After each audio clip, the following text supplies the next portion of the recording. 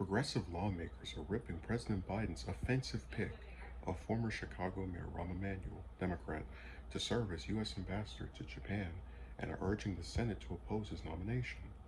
In a joint statement, Representatives Cori Bush and Mondaire Jones bashed Emanuel, saying he helped cover up the brutal murder of Laquan McDonald, who was fatally shot by Chicago police in 2014.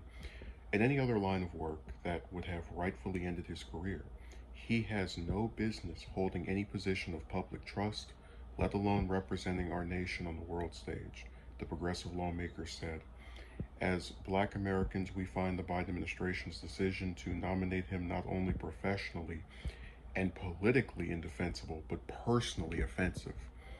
Jones and Bush further said that over the past year, senators across the political spectrum have extolled their commitment to advancing racial justice. Voting to confirm Rahm Emanuel would betray that commitment. In this moment, senators of good conscience must match their words with action and vote against the confirmation of Rahm Emanuel, the lawmakers said. Biden announced last month that he would nominate Emanuel to serve as ambassador to Japan.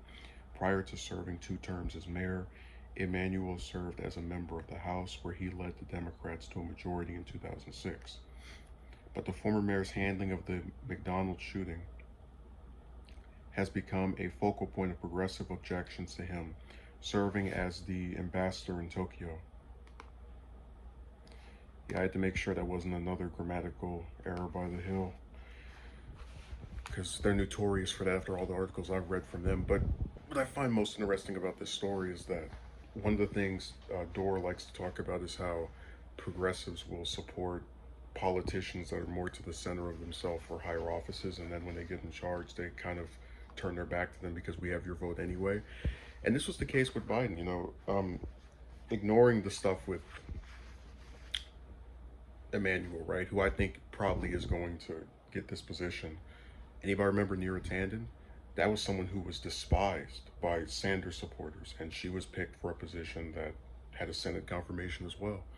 So it's always fun to watch these people pretend to be so offended and angry and, oh my God, how could you do this? But, let's not kid ourselves. The best way to show that this actually bothers you is to not support the politician who would pick this person. I don't know what gave them the idea that Biden wasn't still cool with Emanuel. They were part of the same social circle during the Obama era. So when he sees that his former buddy, or excuse me, his former colleague is out of a job, he's like, hey, let me hand him one. And the progressives sit there talking about how offended they are, then actually don't support this politician anymore. Like, every time he does something, they sit there and they talk about how offended they are, but then they support him anytime he has to run for office again.